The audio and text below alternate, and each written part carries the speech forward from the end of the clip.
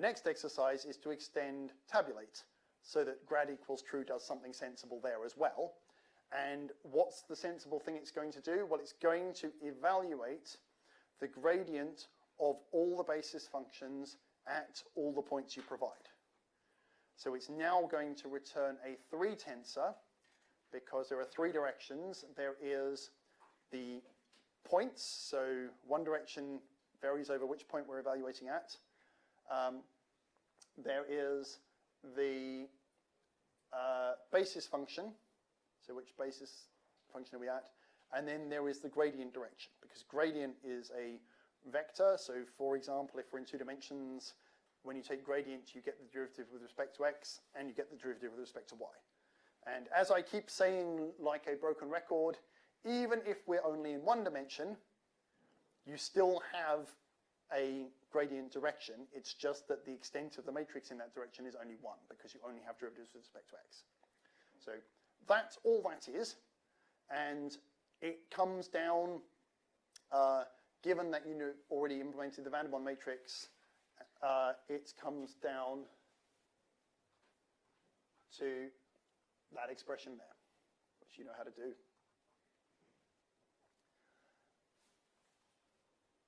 At this point, we get to encounter one of my favorite NumPy features.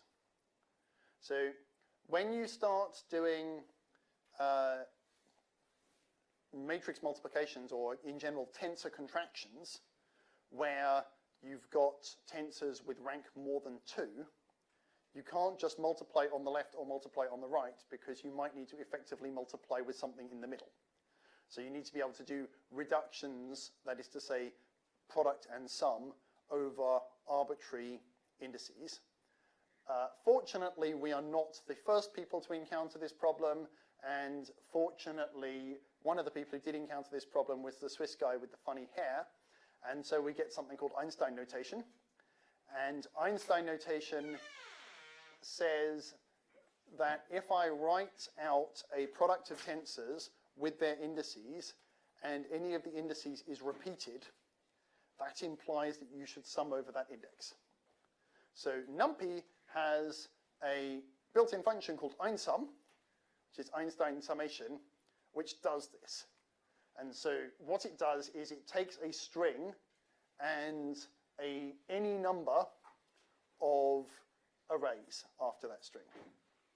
And what the string consists of is, on the left-hand side of this funny arrow construct, it consists of a list of sets of letters. And those sets of letters are the indices that apply to these guys in order.